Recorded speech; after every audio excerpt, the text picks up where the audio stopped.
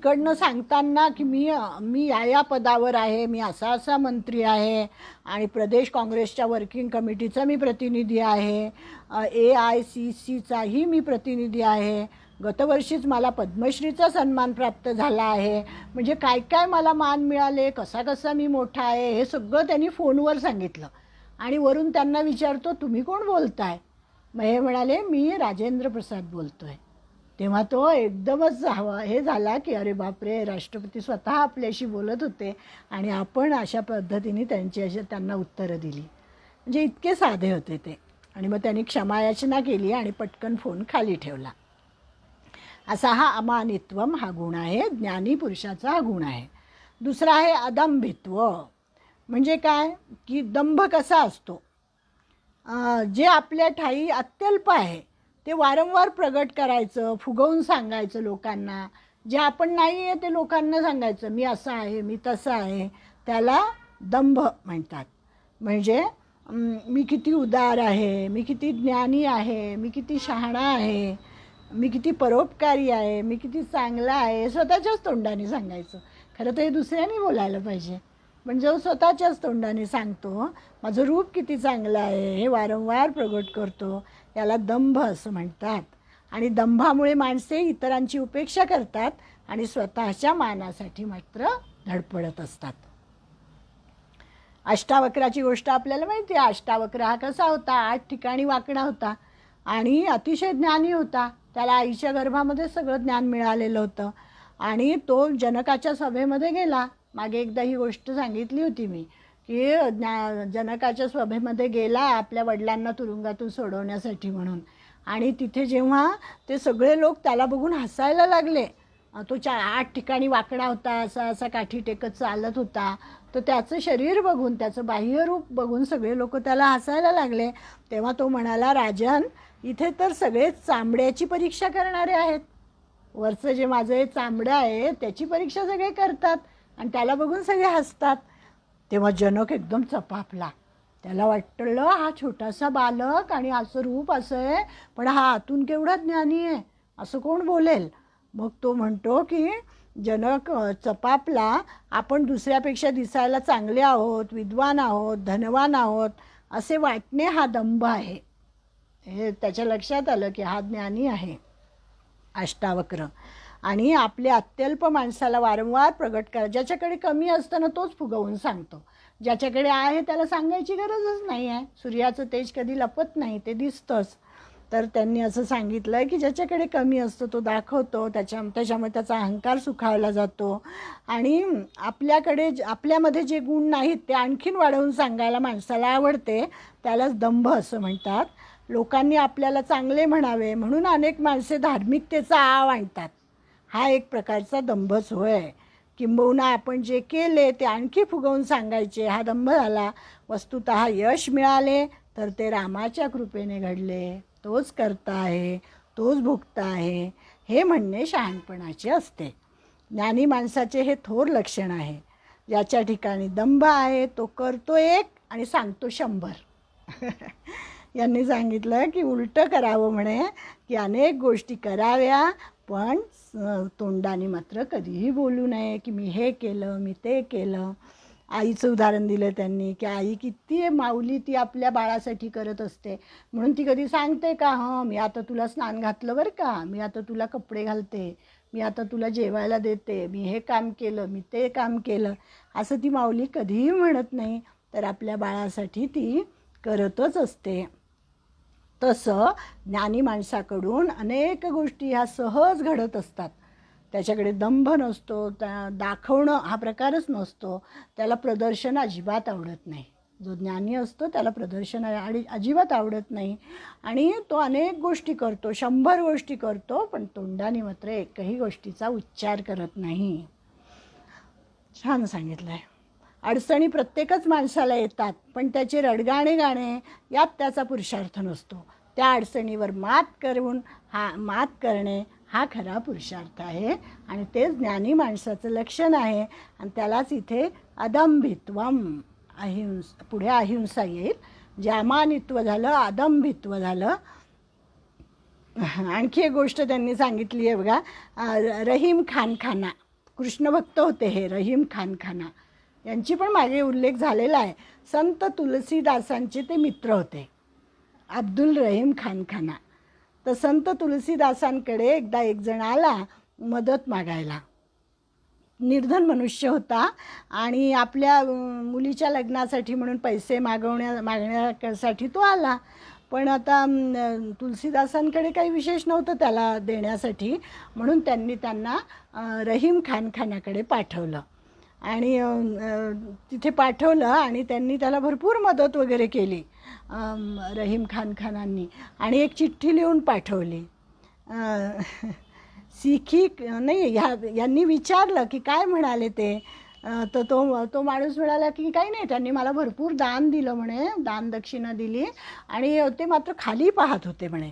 मला देत असताना ते खाली पाहत होते. तर तुलसीदासाला अर्थ कळला याचा. ते म्हणाले, मग त्यांनी एक चिठ्ठी लिहिली आणि त्यांना पाठवली. ते म्हणाले, सीखी कहा खाना नजू ऐसी देनी देन, जो जो कर ऊचे करी त्यो त्यो नीचे नयन. की अशी असं ते म्हणाले की तू असं दान द्यायला कुठून शिकला, कारण की दान देते वेळी हात जितका उंच केला तितकी तुझी दृष्टी मात्र खाली जात होती. हे वाचल्यानंतर खानाने त्यांना उत्तर दिले. म्हणजे अदंभित्व हा गुण बघतोय आपण की खानाने त्यांना उत्तर दिलं, देनहार कोई और है भेजत जो दिन रैन, लोग भरम मुझ पे करे याते नीचे नयन. देणारं कोणी वेगळाच आहे म्हणे, जो भरभरून मला देत असतो. मी कशाला त्याचा मोठेपणा घेऊ, आणि म्हणून त्या देणाऱ्याने जे दिलं ते मी देतोय, त्यामुळे माझी दृष्टी खाली खाली जाते. लोग भरम मुझ पे करे, लोकांना वाटतं मीच देतोय, असं त्यांना वाटू नये म्हणून मी खाली पाहतो आणि दान देतो असं त्यांनी सांगितलं. म्हणजे अर्थ असा की देणारा तर जगतपालक ईश्वर आहे, परंतु लोकांना भ्रम असा होतो की मीच दान देतो. तो गैरसमज दूर व्हावा म्हणून माझी दृष्टी खाली असते. असे हे रहीम खाना होते आणि त्यांच्याबरोबर तुलसीदासांची मैत्री होती. दोघंजण मित्र होते. म्हणजे या दोन्ही कथांमध्ये आपण काय पाहिलं की दोघंही कृष्णभक्त होते. अमानित्व हा गुण होता त्यांच्याकडे आणि अदंभित्व हाही गुण होता त्यांच्याकडे. हा ज्ञानी पुरुषाची ही दोन लक्षणं आपण बघितली. आता तिसरं लक्षण आहे अहिंसा. अहिंसेचे पण 3 प्रकार सांगितलेले आहेत. म्हणजे फक्त हाताने एखाद्याला मारणं, शरीराने इजा करणं म्हणजे हिंसा आपल्याला एवढं माहिती आहे. पण अहिंसेचे 3 प्रकार कृत अहिंसा, कारित अहिंसा आणि अनुमोदित अहिंसा असे आहेत. म्हणजे कसे तर त्याच्यातही अजून वेगळे प्रकार आहेत की देशसमय जसा असतो म्हणजे देशानुरूप होणारी अहिंसा, समयानुसार म्हणजे काळानुसार होणारी अहिंसा आणि व्यक्तीनुसार होणारी अहिंसा असेही त्याचे परत प्रकार करता येतील. कृतहिंसा तर करूच नये, कारित हिंसाही करू नये आणि अत्यंत दुरान्वयाने संबंध असलेली अनुमोदित हिंसासुद्धा अजिबात करू नये. आता छान पुढे सांगतात ते आपल्याला की आपल्या शारीरिक व्यापारांमुळे इतरास प्रत्यक्ष वा अप्रत्यक्ष पीडा होणार नाही असे वागणे ही कायिक हिंसा झाली. म्हणजे शरीराने, काया म्हणजे शरीर, कायिक हिंसा की आपल्या शरीरामुळे दुसऱ्याला इजा होऊ नये ती झाली कायिक हिंसा. आता वाचिकचं असं आहे की आपल्या बोलण्याने सुद्धा दुसऱ्याला दुःख होईल असं बोलू नये. कडक बोलणं, तुटक बोलणं, कठोर बोलणं, एखाद्याची कुचेष्टा करणं, उपहास करणं, अनेक वेळा असं घडतं. चेष्टा करणं, निंदा करणं, उपहास करणं, इतरांच्या हृदयात घरे पडतील असे मर्मभेदी भाषण करणं ही सुद्धा हिंसा आहे. आपल्याला माहीत नव्हतं की याला पण हिंसा म्हणतात. कोणास उपरोधिक अथवा घालून पाडून बोलणं हे सर्व वाचिक हिंसा होय. आणि अनुपस्थित असलेल्या माणसाची निंदा करणं, त्याच्यासमोर जे अनुचित शब्द न उच्चारण्याची सावधगिरी आपण बाळगतो तसले शब्द त्याच्या पश्चात उच्चारणं ही सुद्धा वाचिक हिंसाच होय. तेव्हा साधकाने अशा प्रकारची वाचिक हिंसा टाळून वागव्यवहार करणे ही वाचिक अहिंसा होय. हे पाळलं पाहिजे साधकांनी. साधकांनी हा शब्द वापरला, ज्यांना पुढे जायचं आहे याच्यामध्ये त्यांना समजून घ्यायचं आहे की काय आहेच आणि मला हे सद्गुण माझ्या अंगामध्ये आले पाहिजे असा विचार जो करतो तो ह्या गोष्टी पाळण्यासाठी कटाक्षाने प्रयत्न करतो. अशी वाचिक अहिंसा. त्याच्यानंतर मानसिक अहिंसा. मानसिक अहिंसा कशी आहे की कायिक आणि वाचिक अहिंसेत मनात हिंसात्मक विचार येतात. तदनुसार शरीराने आणि वाणीने व्यवहार न करणे. म्हणजे मनात जरी एखादा वाईट विचार आला आणि तो वाणीने किंवा शरीराने करायला नाही पाहिजे. आणि त्याहीपेक्षा त्यांनी सांगितलं की मनामध्ये वाईट विचारच नाही येऊ द्यायचा. प्राथमिक अवस्थेत तर मनात हिंसेचे विचार न येणे हे अशक्यच असतं. आपलं मन कसं आहे, आपण मागच्या वेळेस मनाचा अभ्यास केलेला आहे.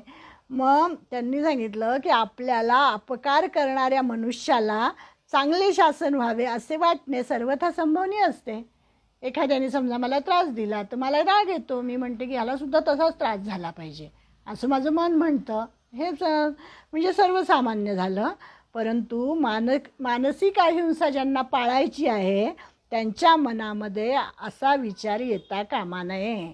तर त्यांचं मन कसं पाहिजे, निर्वैर, की जो माझ्याबद्दल अपकार करतो, जो मला त्रास देतो त्याच्याबद्दलसुद्धा माझ्या मनातून चांगल्याच गोष्टी बाहेर पडल्या पाहिजे आणि त्याचा अभ्यास करायचा आणि त्याच्याबद्दलसुद्धा सुहृद भावच मनात आला पाहिजे. म्हणून माऊलींनी म्हटलेलं आहे ना पसायदानामध्ये, खळांची व्यंकटी सांडो तया सत्कर्मी रती वाढो.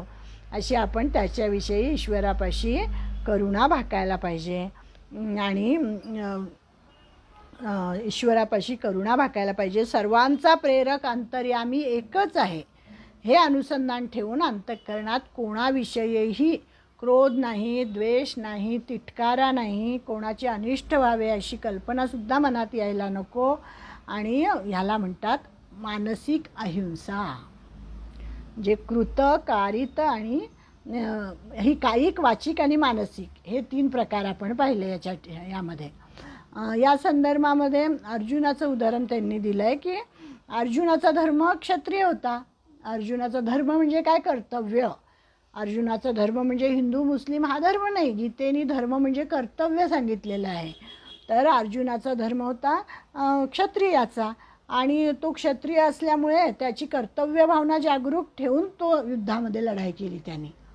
म्हणजे उगीचच कोणाला मारलं नाही. त्याचं वैयक्तिक राग लोभ तिथे त्यांनी दाखवले नाही आहेत. म्हणजे कर्तव्यापोटी स्वधर्माचं आचरण त्यांनी केलेलं आहे आणि त्याला हिंसा म्हणत नाही. बरेच जण म्हणतात आता एवढे अहिंसेचं इथे उदाहरणं दिलेली आहेत वगैरे आणि भगवान श्रीकृष्णाने तर अर्जुनाला युद्ध करायला सांगितलं. मग युद्धामध्ये तर त्यांनी आपल्या सगळ्या नातलगांचा सुद्धा वध केला. मग त्यांनी तर हिंसाच केली ना. मग अहिंसा कशी काय सांगता तुम्ही. तर म्हणून त्यांनी इथे सांगितलं आपल्याला की त्यांनी जी हिंसा केली ती कर्तव्यापोटी केली. त्याचा स्वधर्म होता, तो क्षत्रिय होता आणि तो क्षत्रिय असल्यामुळे त्यांनी ज्येष्ठांबद्दलचा पूज्यभाव त्याच्या मनामध्ये होताच. भीष्म द्रोणांना पाहून तो सौम्यपणे लढला त्यांच्याशी. ज्ञानी मनाने, वाचेने व कृतीने असाच उदार व उंच असतो. म्हणजे आपण ते गुरुन हत्वा ही महानुभावान श्रेयो भोक्तुम भैक्षमपी ह लोके हत्वार्थ कामांस गुरुनियव भुंजीय भोगान रुधिर प्रदिग्धान. की तो म्हटलेला आहे की मी या गुरूंना कसं मारू, ज्या गुरूंनी मला एवढी शिक्षा दिलेली आहे. शिक्षा म्हणजे शिक्षण दिलेलं आहे. त्यांनी मला एवढं ज्ञानी बनवलेलं आहे आणि त्यांच्या अंगाखांद्यावर मी खेळलेलो आहे. भीष्माचार्य, कृपाचार्य, द्रोणाचार्य यांना मी कसा मारू. म्हणून तो अगदी हवालदिल झालेला होता. अतिशय त्याला वाईट वाटत होतं आणि तो म्हणतो त्याच्यापेक्षा भिक्षेचं पात्र मी हातामध्ये घेईन आणि भिक्षा मागीन पण या लोकांना मी मारणार नाही. तेव्हा भगवान श्रीकृष्णांनी त्याला हिंसा आणि अहिंसा हे त्या ठिकाणी सांगितलेलं आहे की अरे तुझे हे कर्तव्य करतोय ना, ही हिंसा नाही आहे. तर हे तू कर्तव्य म्हणून करतोय, कर्तव्य बुद्धीने करतोय, तुझा धर्म तू पाळतोय, तर याला हिंसा म्हणत नाही, तर ही अहिंसाच आहे. नंतर दुसरं उदाहरण आहे की अस्त्रविद्या जेव्हा शिकला अर्जुन आणि द्रोणाचार्यांना त्यांनी म्हटलं की आम्ही तुम्हाला गुरुदक्षिणा देतो, काय मागायची तुम्हाला मागा. तर द्रोणाचार्यांनी सांगितलं की द्रुपदाला पराभूत करा आणि द्रुपदाला मुसक्या बांधून इकडे बांधून या, घेऊन या असं सांगितलेलं होतं. अशी गुरुदक्षिणा मला द्या. तर तेव्हासुद्धा द्रुपदाच्या सैन्याचा नाश केला अर्जुनाने आणि पण द्रुपदाला मात्र मारलं नाही त्यांनी. आणि द्रोणाचार्यांना गुरुदक्षिणा द्यायची होती म्हणून त्या सैन्याला त्यांनी हरवलेलं आहे, मारलेलं आहे. आणि